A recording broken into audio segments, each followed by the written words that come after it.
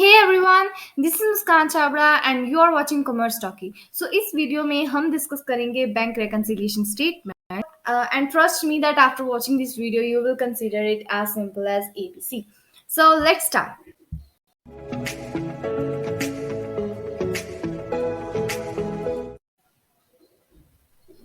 सो सबसे पहले देखते हैं कि रेकन्सिलिएशन का मतलब होता क्या है।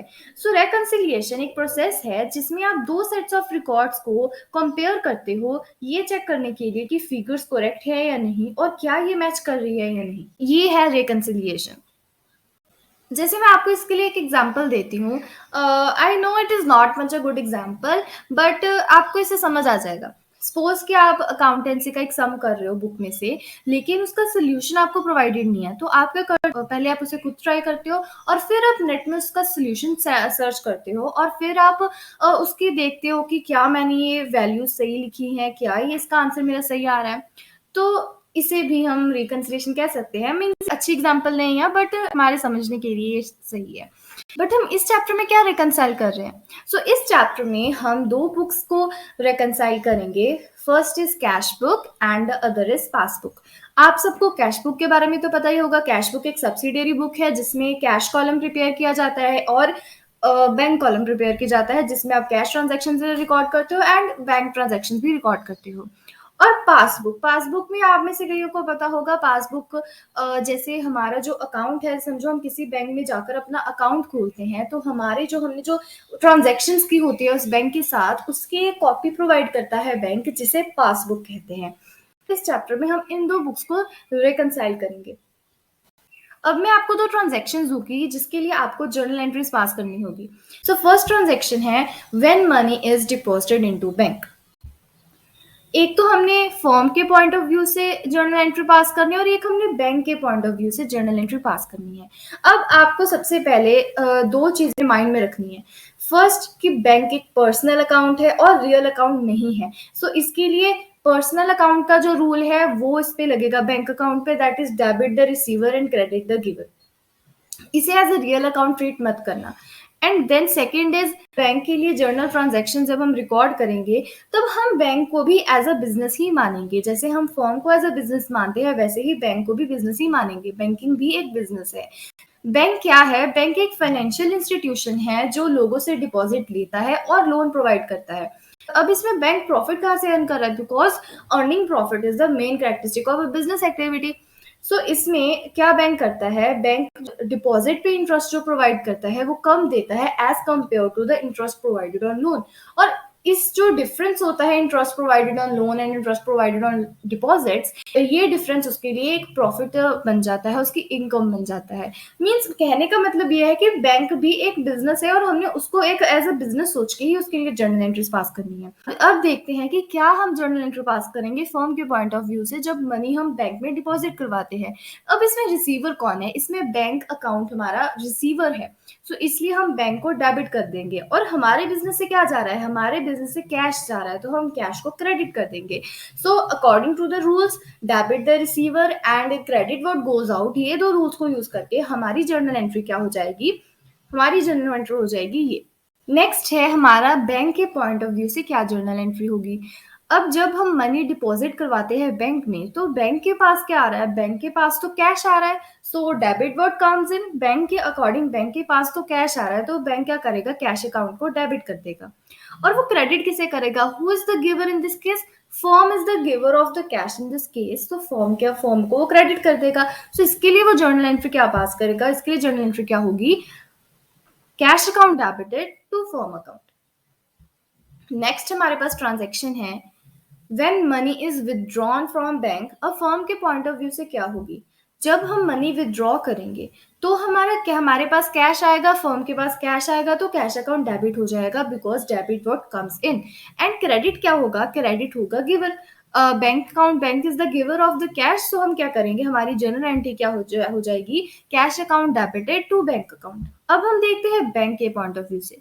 बैंक के पॉइंट ऑफ व्यू से कैश उसका जा रहा है, तो कैश को क्या करेगा? कैश को वो क्रेडिट कर देगा as per the rule, credit word goes out. अब वो डेबिट किसको करेगा? डेबिट वो करेगा रिसीवर को। अब इसमें रिसीवर कौन है? फर्म हमारी इसमें रिसीवर है, तो वो क्या एंट्री पास करेगा? Firm account debited to cash account. और अब मैं आपको ये क्यों ट्रांज़ैक्शंस बता रही हूँ। मैं आपको ये चीज़ बताना चाहती हूँ कि जब फर्म ने बैंक को क्रेडिट किया, तब बैंक ने फर्म को डेबिट किया और इसी तरह जब हमने पिछली वाली एंट्री में जब फर्म ने बैंक को डेबिट किया, तब बैंक ने फर्म को क्रेडिट किया। इसका मतलब जो भी एंट्रीज़ कैश बुक के डेबिट साइड रिकॉर्ड होंगी, वो किसके इक्वल होंगी? पासबुक के क्रेडिट साइड के। और जो बुक फर्म के क्रेडिट साइड में इक्वल होंगी, वो किसके इक्वल होंगी? पासबुक के डेबिट साइड के इक्वल होंगी। अगर ऐसा है तो इसका मतलब कि जो bank balance cash book show करती है और जो बैंक बैलेंस पासबुक शो करती है, वो दोनों भी इक्वल होनी चाहिए। बट ऐसी कुछ सिचुएशंस आ जाती हैं कि ये दोनों इक्वल नहीं होते। इसके मैं आपको कॉजेस बताऊंगी, रीजंस बताऊंगी आगे जाके। अब इन रीजंस को आइडेंटिफाई करने के लिए कि किसके कारण हमारा डिफरेंस आया है दोनों के बैंक बैलेंस में, तो इसके लिए हम एक स्टेटमेंट प्रिपेयर करते हैं जिसे कहते हैं बैंक रेकन्सिलिएशन स्टेटमेंट। अब हम इसकी डेफिनेशन भी पढ़ लेते हैं।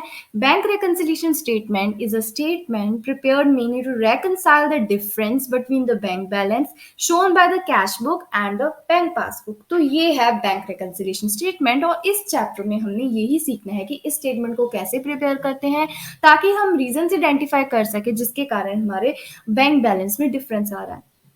अब देखते हैं कि क्या कॉजेस, इन डिफरेंसेस के क्या कॉजेस हैं। फर्स्ट कॉज है हमारा difference caused by time gap in recording transactions and second cause है difference caused by errors committed in recording transactions. अब जो फर्स्ट कॉज है difference caused by time gap in recording transactions, इसके 9 reasons है। सबसे पहला रीजन है cheque issued but not yet presented for payment in the bank. इसका मतलब है कि बैंक ने चेक इशू कर दिया किसी को, लेकिन जिसको इशू किया है वो अभी बैंक में पैसे लेने आया ही नहीं, उसने चेक प्रेजेंट ही नहीं किया। तो सबसे पहले हम देखते हैं कि जब फर्म चेक इशू करती है तो उसके लिए वो क्या जर्नल एंट्री पास करती है। सपोज उसने मोहन को चेक इशू किया है तो इसमें मोहन इज द रिसीवर, सो वो डेबिट करेगा मोहन को।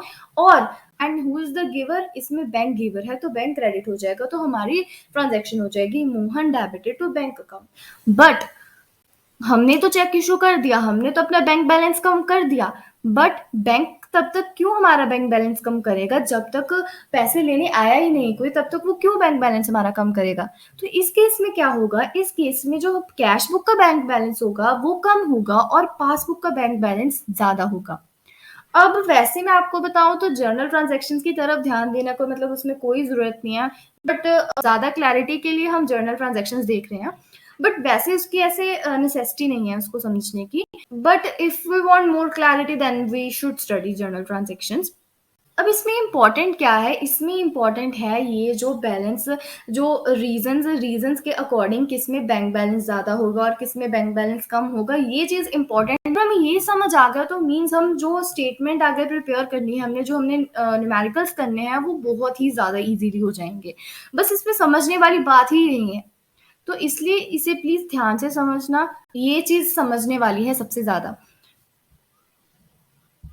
नेक्स्ट हमारा रीजन है cheque paid into bank for collection but not yet credited by the bank. Means cheque firm ने बैंक को कलेक्शन के लिए भेज दिया है बट बैंक ने अभी उसे क्रेडिट ही नहीं किया। क्रेडिटेड का मतलब मैंने आपको बताया कि जो चीज फर्म डेबिट करेगी उसे बैंक क्रेडिट करेगी, जो चीज फर्म क्रेडिट करेगी उसे बैंक डेबिट करेगी। अगर यहाँ पे कहा है credited by the bank, means अगर बैंक क्रेडिट करे तो हमारी फर्म क्या करेगी? डेबिट।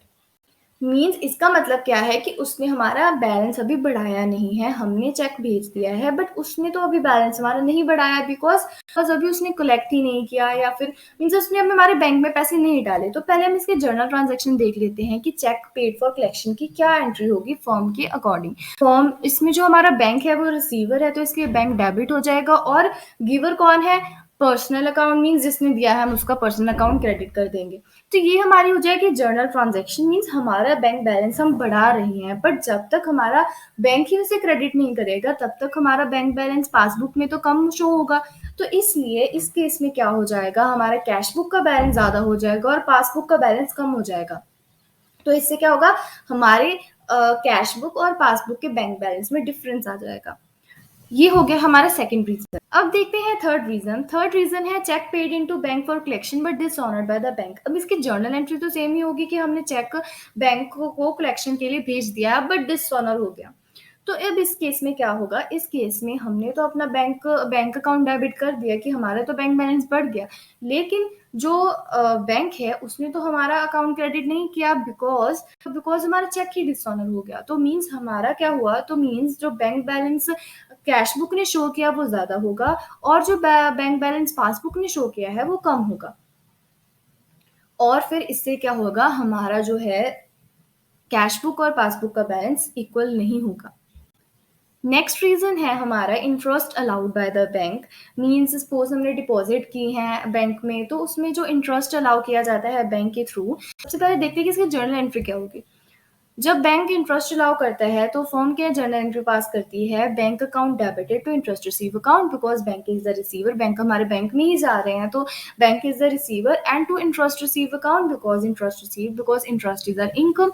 सो ये हमारी जर्नल ट्रांजेक्शन हो जाएगी। हमें ये पता ही नहीं है कि हमारा इंटरेस्ट बैंक ने हमें अलाउ किया है, तो इसका मतलब कि बैंक तो हमारे अकाउंट में क्रेडिट कर देगी 100 रुपीज, वो तो हमारा बैंक बैलेंस बढ़ा देगी, पर हम तो ये ट्रांजेक्शन जर्नल ट्रांजेक्शन तब तक पास नहीं करेंगे, हमें नहीं पता होगा। सो इससे क्या होगा, इससे हमारा जो बैंक कैश बुक का बैलेंस है वो ज़्यादा आ जाएगा। तो इससे क्या होगा, जो हमारा कैश बुक का बैलेंस है वो कम होगा, बिकॉज हमने ये जर्नल एंट्री तो पास की ही नहीं है, बिकॉज हमें पता ही नहीं है कि बैंक ने इंटरेस्ट अलाउ किया है।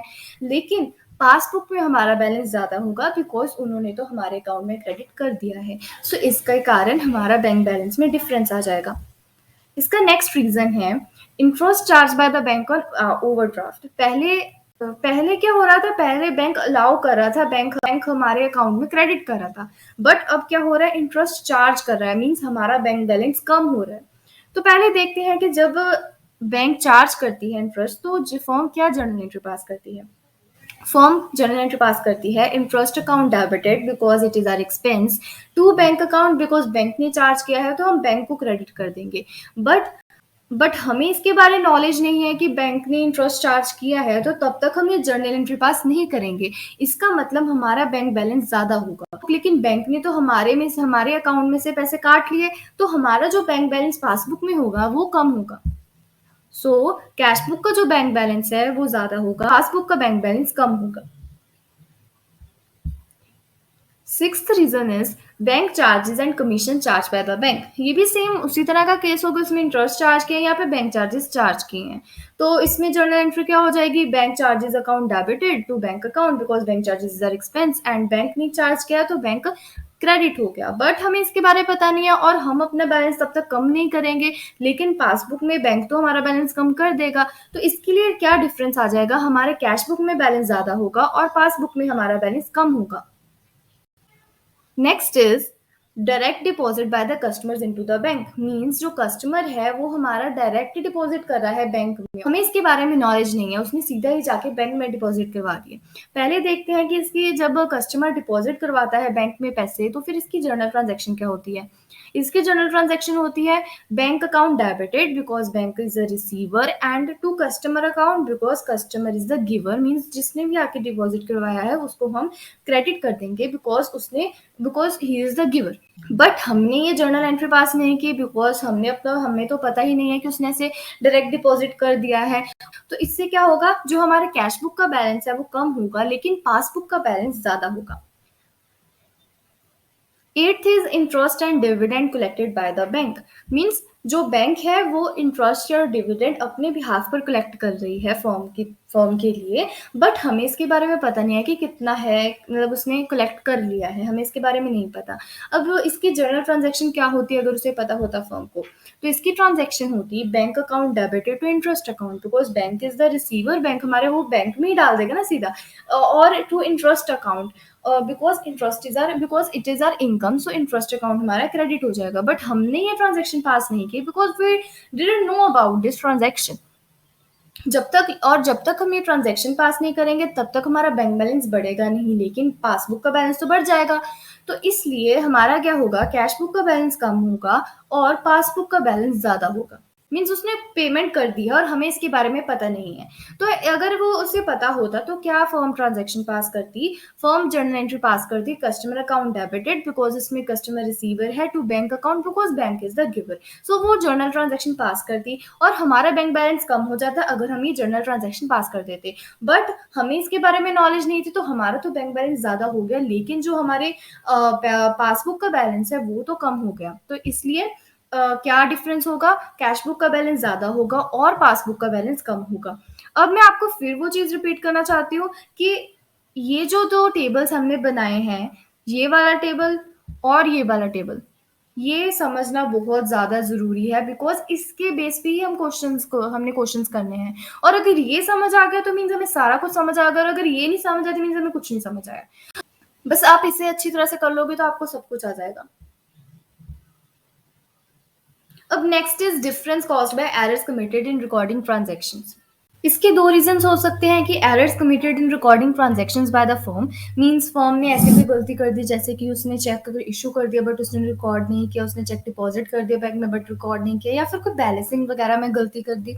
तो ऐसी एरर्स वो कमिट कर सकता है जिसके कारण हमारी स्टेट बैंक बैलेंस में डिफरेंस आ सकता है।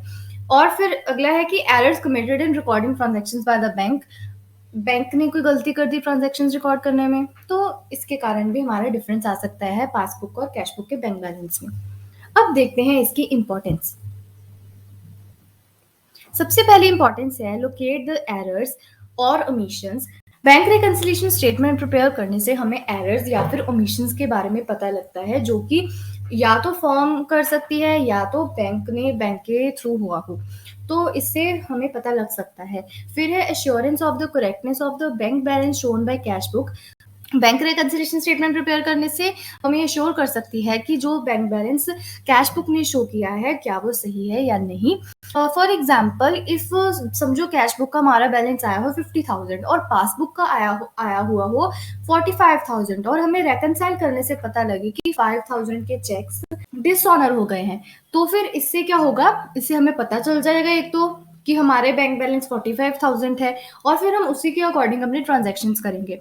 फिर है facilitate the preparation of revised cash book. Bank reconciliation statement से हमें पता चल जाता है ट्रांजैक्शंस के बारे में लाइक बैंक चार्जेस वगैरह हम वो रिकॉर्ड कर लेते हैं और रिवाइज्ड कैश बुक बनाने में हमारी हेल्प हो जाती है। Reduces the chances of embezzlement by the staff either of the bank और the firm. Embezzlement means stealing, robbery, चोरी। समझो कि कैशियर है वो क्या कर रहा है, वो ऐसे एंट्री तो डाल रहा है जर्नल में कि मैंने चेक कर डिपॉजिट करवा दिया बैंक में, बट ऐसे वो असली में ना करे। तो बैंक रिकंसिलिएशन स्टेटमेंट प्रिपेयर करने से हमें ये पता लग सकता है। फिर है helps in revealing the unnecessary delay in collection of cheques by the bank. Bank reconciliation statement से हमें पता लग सकता है कि उन डिलेज के बारे में पता लग सकता है कि जो बैंक कर रही है on part of the collection of the checks.